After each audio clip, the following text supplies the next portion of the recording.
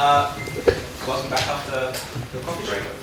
So I have the pleasure of introducing Adam Long to you today. So Adam is also known as the Ethical CEO, TM, I imagine. He's an expert in building and growing businesses that matter. He's the executive director of Conscious Step Socks That Fight Poverty. He launched and scaled that social enterprise, among many others. He's founding CEO of Smarter Drafter, legal software powered by AI. He took this groundbreaking piece of technology and turned it into Australia's fastest growing legal tech company. As a partner at Step Change as well, he advised hundreds of companies around the world, including Sony Pictures, HP, and ANZ Bank, on business growth and marketing strategy. At the moment, he is the Chief Growth Officer at Humanities, through which you all bought your tickets, at least I hope you did. And he's also an ethics advisor to the Garvan Medical Research Institute. I'm going to hand over to him now. Please make him feel welcome.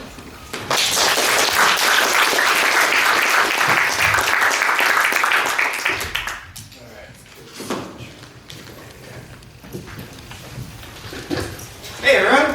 Hey, So, I'm challenged and I'm excited. I'm excited because something like this weekend is such a high density of cool ideas that matter. I'm challenged because the stuff that I'm about to take you through, this is the shortest version of this that I've ever done. Usually I spend about 4 hours or more as a minimum, half a day, working with CEOs to go through this information. Now, I'm going to teach you some skills today. My job is to explain them as clearly as possible. My job is to explain the frameworks and equip you with those. Your job is to apply it. So we're having an interactive session today.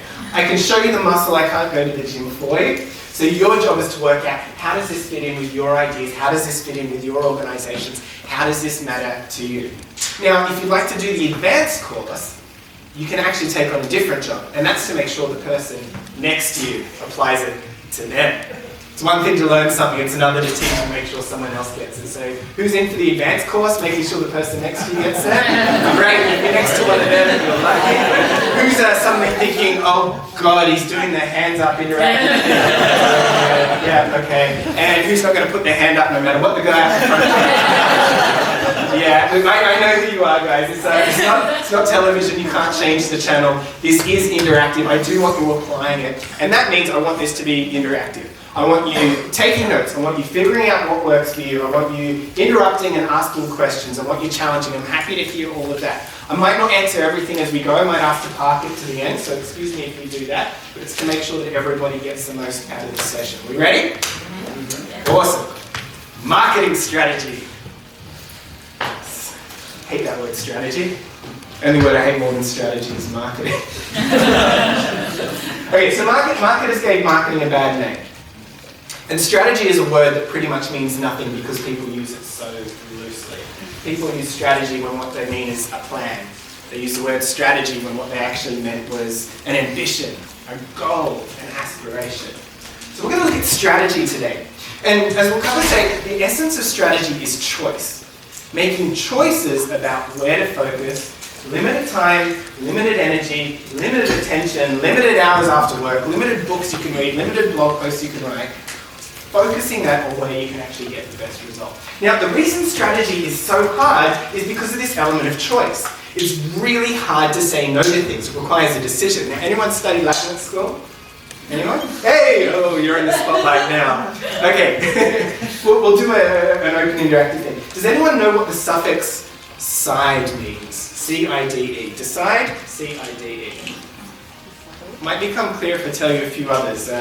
Kill homicide. It means cut. Yes, it does. Well done. Round of applause, please. The suffix side means to cut off, and when we decide, we cut off options. Now, why is that hard? It hurts to cut things off. It means saying no to really good ideas. It means building a movement and gathering people together to get excited about what you can do, and then looking at 99% of the good ideas and saying we're not going to do that. Because if we just focus on 1% of the ideas, we'll go further together. But it's hard to do that, isn't it? We get attached to our ideas, we want to bring people into our movement and get them excited as well. So this is going to challenge you too, because I'm actually going to encourage you today to cut off as many things as possible. And I've got a framework to help you get there. And I can still hear that music going, which is just beautiful, but let's... Ooh, Riptide by the Hot Potato Band. That's one of my favorites. Anyone know Hot Potato Band? Yeah, aren't they awesome? Okay, so I'm going to find out a little bit about your ideas that matter in a moment, but I just want to start by telling you how I got into the world of effective altruism and more from a commercial side. And it starts with this young lady right here. Her name's Jacobia. Not that one, the one behind her. That's Jacobia.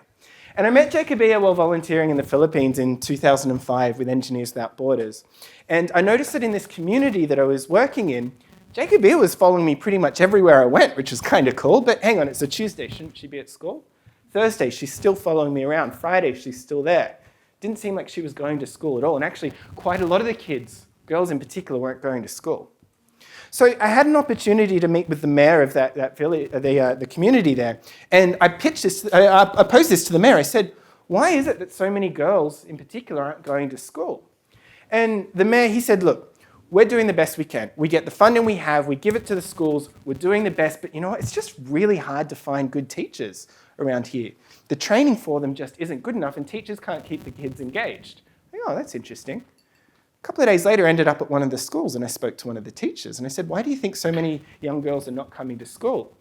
And the teachers, well, they pointed the finger at the parents. They said, we've got such a limited budget, we do the best we can, we try and keep the kids engaged, but if the parents don't value education, if they want their kids working, there's nothing we can do about that. So I talked to Jacobia's parents. I said, why do you think Jacobia doesn't go to school? And they were really frustrated. They said, we do everything we can. We pack her lunch, we send her off each day, but she doesn't go to school. She sneaks off and comes back, and we're not really sure why. So I asked Jacobia. I said, Jacobia, why aren't you going to school? And she said, the toilet's been broken for months and I hate peeing in the street. That's a reaction I had too. What hit me in that moment was that tiny little things like whether a toilet is working can impact her opportunities, her ability to get an education, her ability to achieve all the things that we're able to achieve here as well. And I learned in that moment that small changes all combined can have an enormous impact altogether. That hit me like a ton of bricks in that moment. So I worked with Engineers Without Borders for quite a few years and thought, all right, it's time for me to focus on something where I can make a difference. So I had this idea for a sustainable 3D printing business. I tell you what, I'd always wanted to be a CEO. I'd raised $100,000 from an investor in Melbourne. First thing I did was get a business card that said CEO on it, give it to my friends, give it to my mum. I had an investor. I thought, this couldn't fail. And people kept telling me that when you start a business, you have to be more passionate about it than anyone else, because people will tell you no. And you know what? I was more passionate about sustainable 3D printing than anyone else out there. What's the problem with that? It means there's no market for it. And it took about 9 months to go from that to that. I lost $100,000 of investors' money. I lost my entire life savings. I was broke. I came to terms with this on Christmas Eve of 2011. I was in denial up until that point. There were two people I went to university with who I had to sit down with on Christmas Eve and say, sorry guys, there's no business to come back to next year, we're broke. Tell you what, I feel about that big that day. And in the months afterwards, while queuing for Centrelink, which is an amazing thing, by the way, like to help people get back on their feet, like, yeah, huge fan. While queuing for Centrelink, while working in call centers, while taking on any damn job I could, I'm like, why didn't this work out? The idea was great. The idea was meant to revolutionize the world. Sustainable manufacturing. You print something, when you're done with it, you put it back in a printer and print something else. Why didn't it work? And it didn't work because, one, nobody knew who the hell I am. Two, nobody knew the hell about 3D printing sustainability. And three, I had no idea how to change that.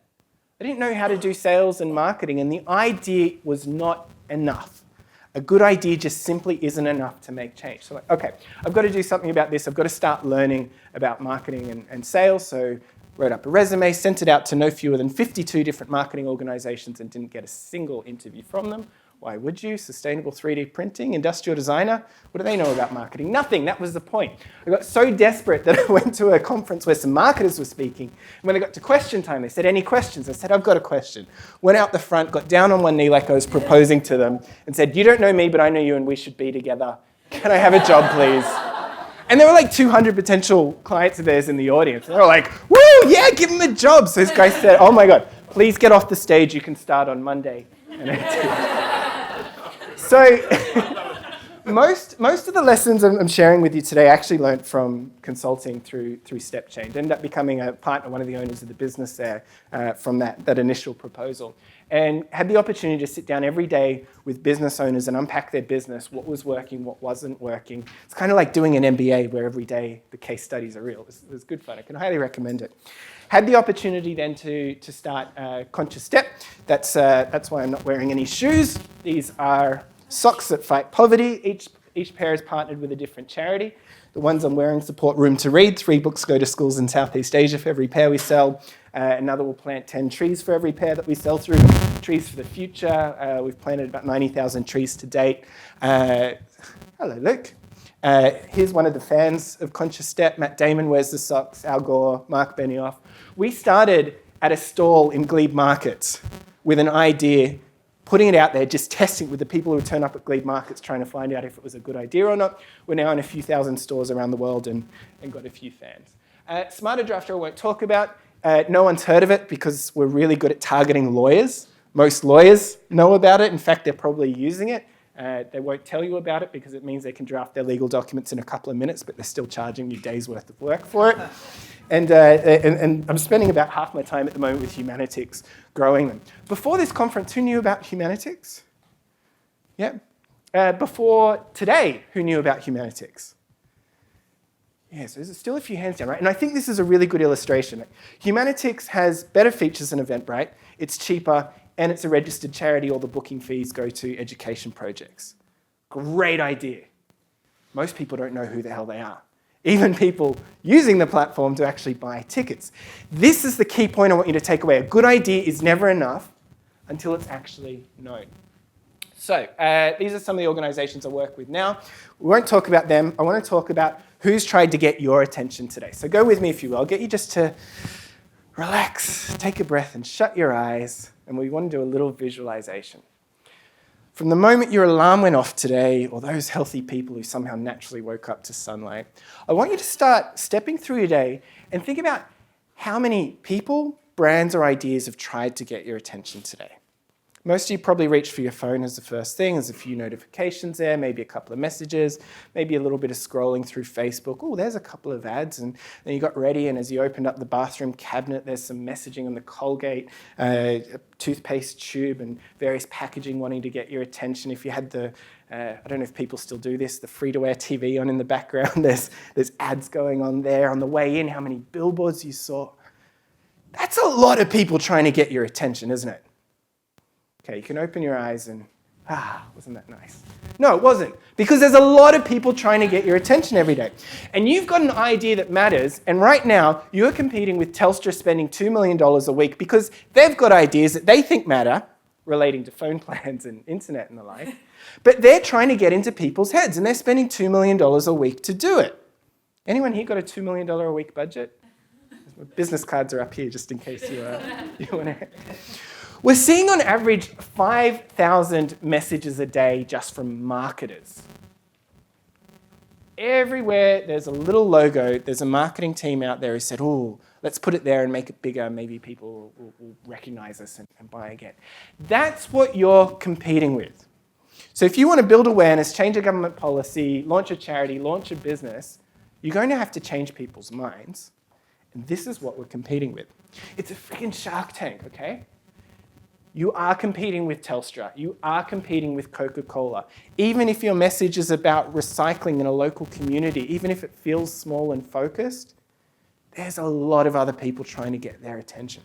So what are we going to do about that? We're going to make some choices about where to focus.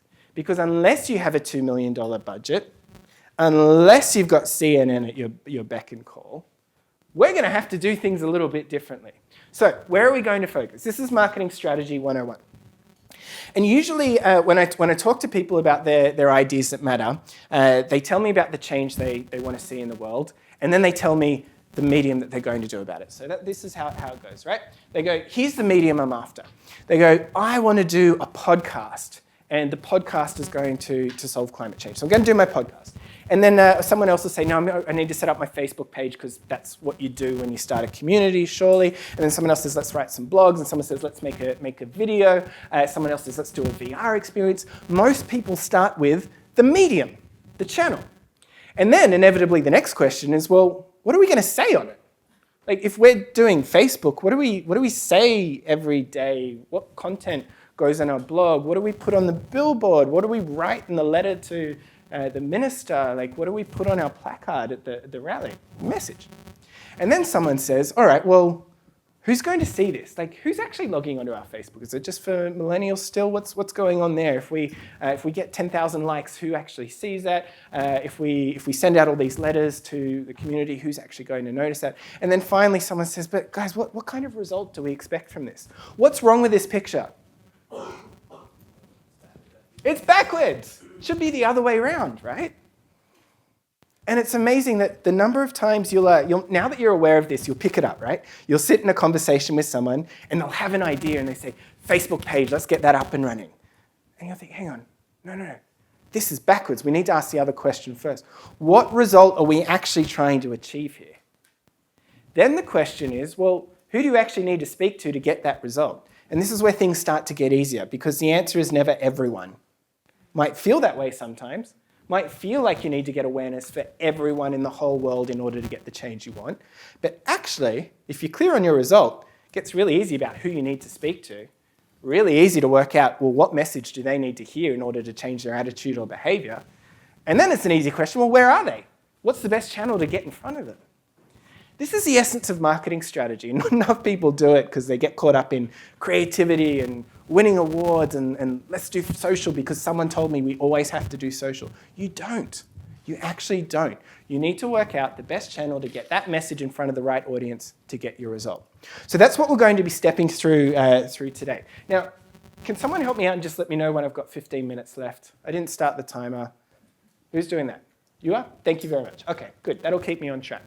So let's start with the result here. So working out the result you're after starts with a good diagnosis. This is where you put on your doctor's hat, get out the prescription pad and say, what's going wrong here? If you want to make a change in the world, if you want people to buy your product, donate to your organization, change their behavior, what's stopping them? What do you actually need to shift in terms of attitude or behavior? Because that's essentially what marketing can do. Marketing can change an attitude, or it can get someone to do something. It can encourage that behavior. And you want to get really clear on that. And frankly, the only question worth asking is, if I changed just one thing, what would make the absolute biggest difference? Now, I'll give you some good and bad examples here to help make this clear. So we're not talking about your purpose or your mission at that stage. So we actually want to break that down into steps that contribute towards purpose and mission. I'll come back to that in a minute.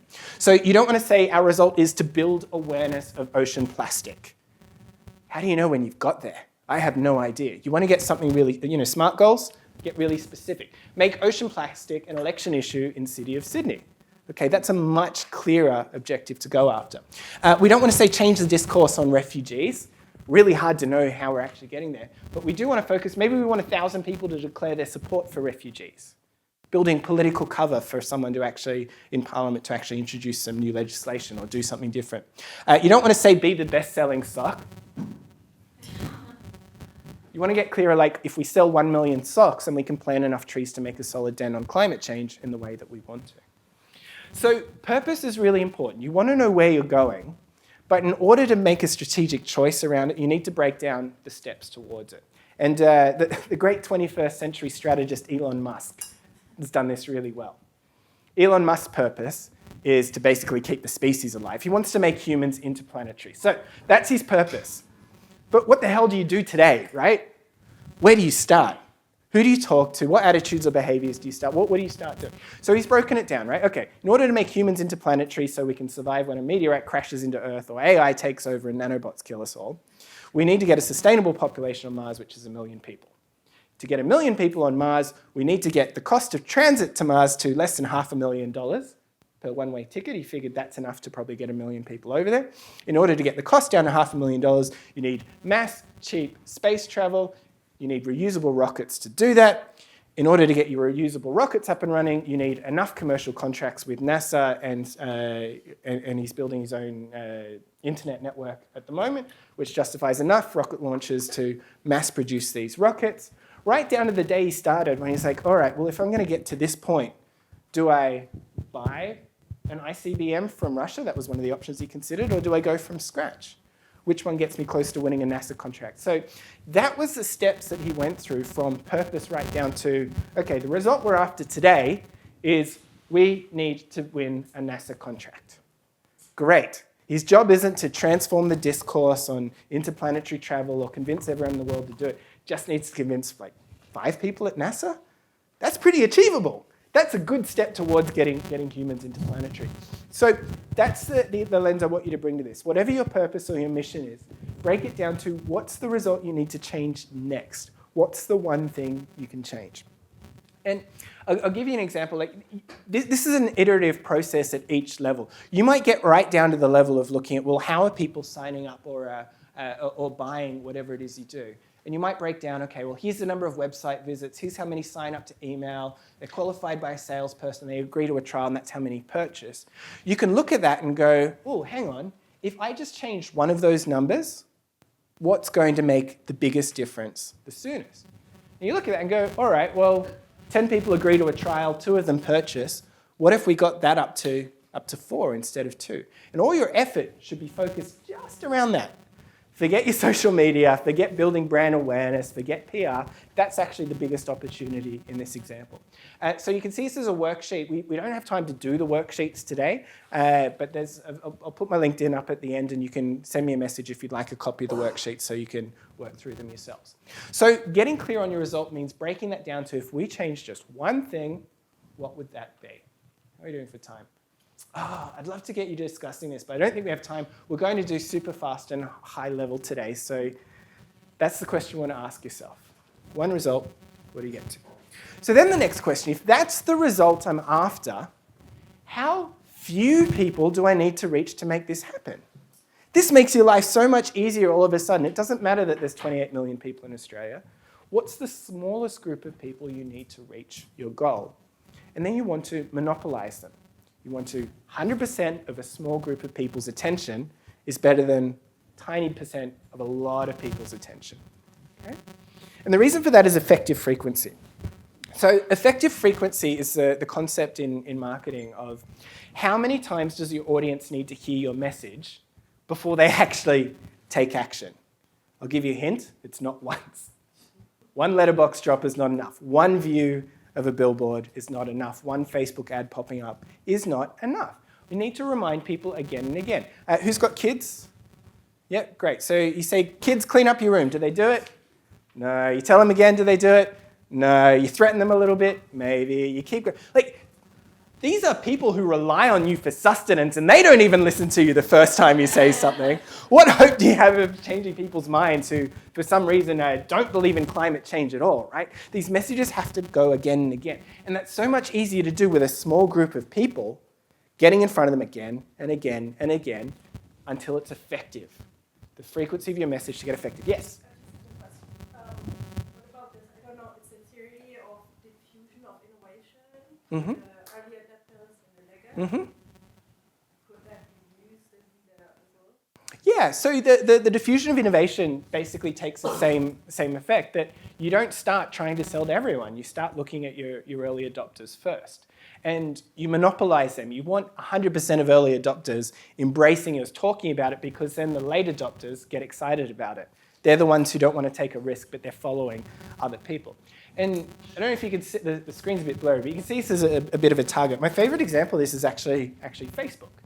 So at the time that Facebook launched with a world-changing idea, let's put the entire social experience online, they weren't the only social media company. There were literally thousands of them out there, all talking about, we're out to change the world. We're for anyone who wants to do anything online. How the hell do you recommend that to someone else? Hey, it's for anyone, and you can do anything on there. Yeah, but what do I do now? So Facebook started with a small group of people called Harvard University, and they got 100% of Harvard University using Facebook. Monopolize them. Then they went a bit broader and said, all right, now we'll open it up to the other 20 Ivy League universities. Got pretty close to 100% of Ivy League students on there, monopolized. Then they said, okay, well, now we're for college students around the world. Then we're for the families, and now the fastest growing market, well, no, I think they've hit saturation there as well, but the over 65s until recently was the fastest growing market on Facebook. At the same time, those thousands of other social media networks that were out for everyone who could do anything, where are they? Didn't monopolize it. I'll give you another example for someone who's in the room. Where are you? Kua Coffee? Oh, there you are. Hi, Mon. So this is Mon from Kua Coffee. Kua Coffee is an awesome social enterprise that are sustainably harvesting their beans from Uganda and basically getting them into coffee machines around the world. Now, I sat down with Darcy, one of the founders of this organization. He came to me because he wanted advice on a crowdfunding campaign, running a Kickstarter, getting as much awareness of the coffee as possible in order to get their officers to sign up for it. Like, what's wrong with that? Well, that's starting with the medium, isn't it? Kickstarter is a medium, it's a channel, it's not the result that we're actually after. And in talking to him about the business, we actually broke down that they're early stage. 6 people working in the organization. They'd taken 6 months off from their real lives, as they put it, in order to see if this was going to work. Their real objective was to make enough money so that these 6 people would not have to go back to full-time work and real lives. Okay, so we break that down to an actual dollar figure. We broke that down to number of kilos of coffee that need to be going through. And we broke that down to audience. What's the smallest number of people they need to speak to in order to sell that minimum number of kilos of coffee? And they could be going for cafes, they could be trying to get Woolies and Coles on board, they could be going for a subscription service online, they could be going for offices. And when we broke down where the least competition is and the most likelihood to switch, it was actually in offices with more than 200 people, and they needed 50 offices with more than 200 people in them. Now, there's 3 towers in Barangaroo that have that many offices in it, 50 offices of more than 200 people in it.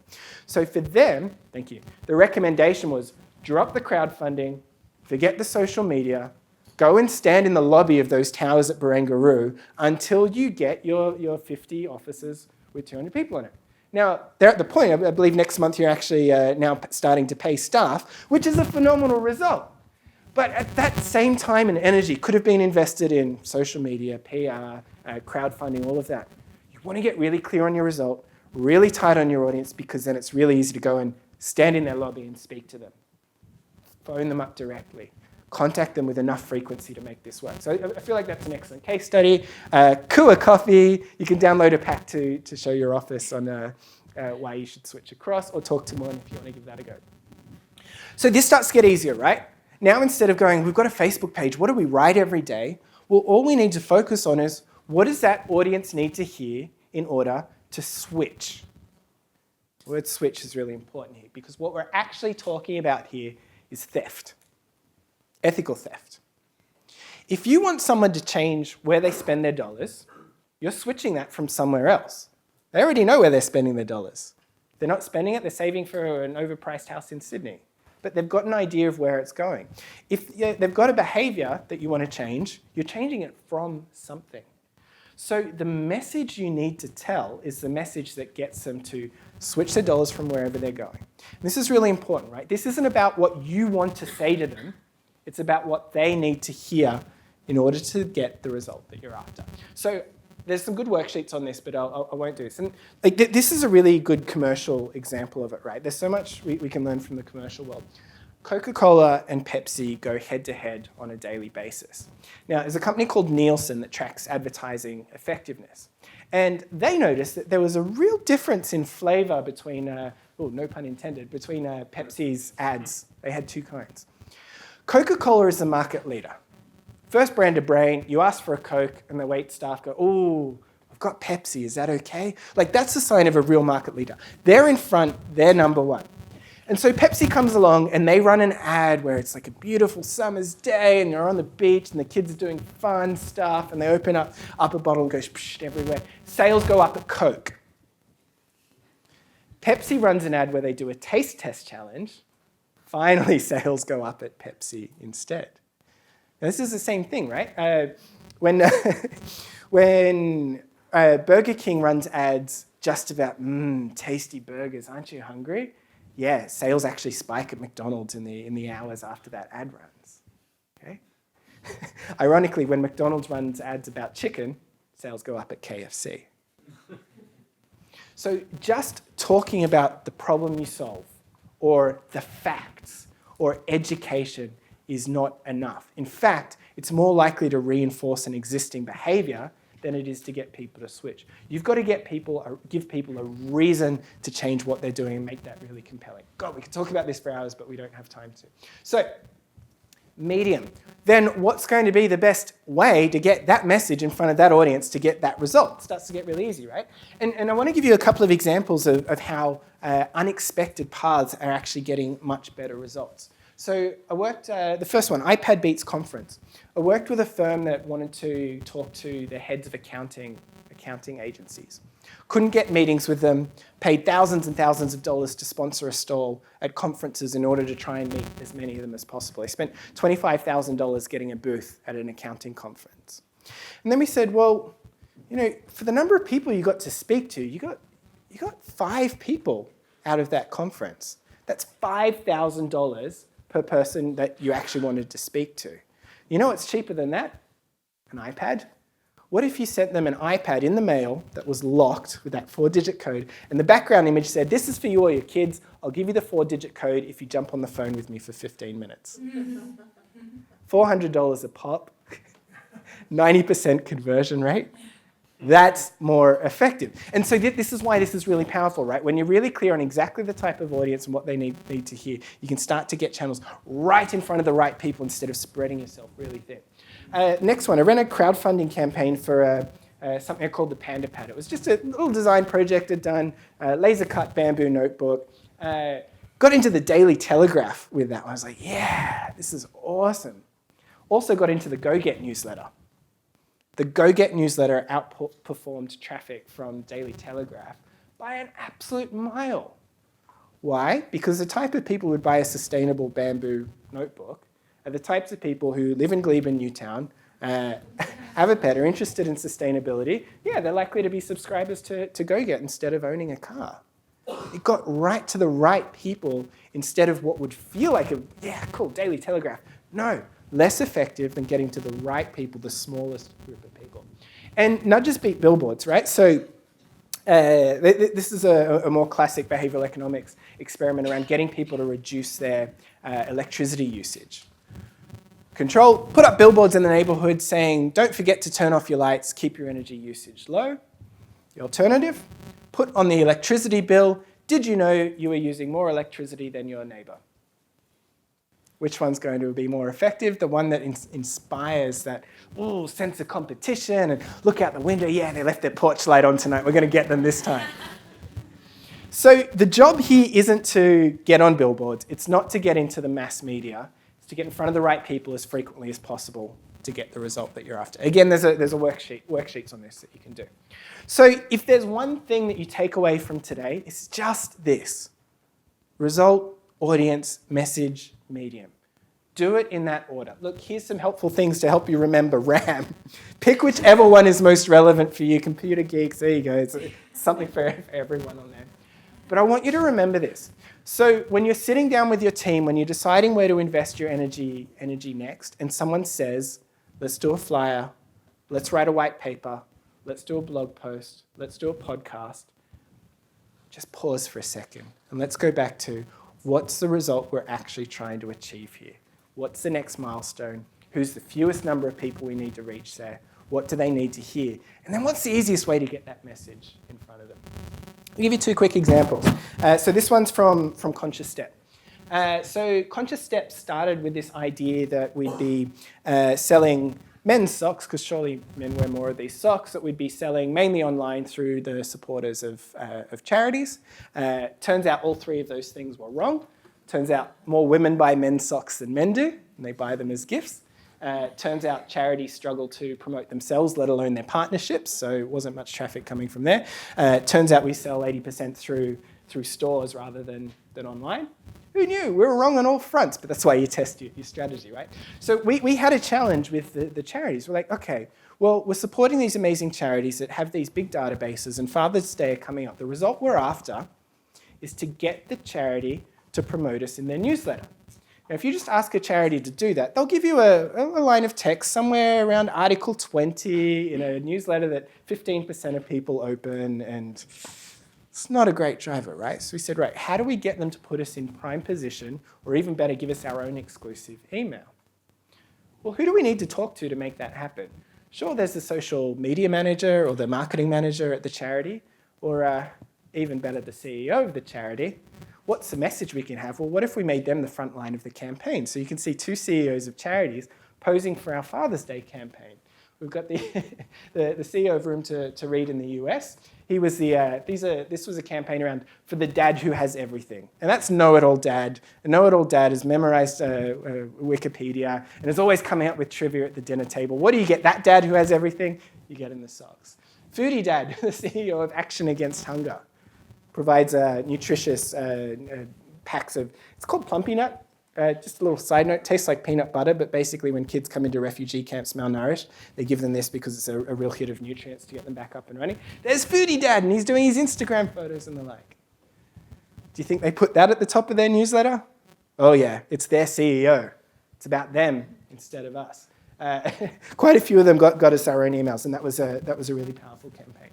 Here's another one, just as a live example that I'm working on at the moment. The attitude towards refugees is something that really, really upsets me. I'm not comfortable with a country, with a world that treats refugees the way they do, locking them up and the attitude towards them. And the issue that I find is that most Australians are actually all on board for having more refugees coming in.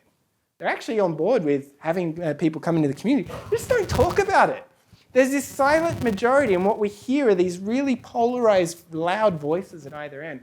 And the silent majority in the middle aren't really talking about it. So I'm like, okay, the result I'm after here is to provide some political cover for politicians to actually take a principled stance instead of a populist stance. To do that, I want to talk to the people who are the silent majority and actually get them to, well, you can see the idea already, actually demonstrate their support for this. But that's still a really big audience. A silent majority, I don't have Telstra's budget to reach the silent majority. So the process here was to spend $1,000 on Facebook ads trying combinations of just about everything you can think of. Combinations of map designs, combinations of audience, combinations of different messaging, text. Do we appeal to the competitive nature? Do we appeal to a principled nature? Do we appeal to look good in front of your friends? Do we appeal to send a message to politicians? And I tell you what, after $1,000 of Facebook ads, I know exactly which design is going to sell to who. Turns out it's going to be middle-aged women aged 55 to 65 in inner cities. I don't know how to target them very carefully when this goes onto Kickstarter, which is the ultimate medium and the way we're going to reach them in the end. So you can see in all of these, the pattern is the same. It's simple, it's just not easy. And all I've done today is show you that this framework exists. That was my job. Your job was to apply it to your ideas that matter and start breaking this down. Start making decisions on where are you going to focus your effort. Who do you need to reach to get there? What's the message they need to hear rather than what you'd like to say? And then where's the best place to put that? And if you bring this up every time you have a conversation about changing minds or changing behaviors, it will make your life easier. Your ideas will go further. Thank you.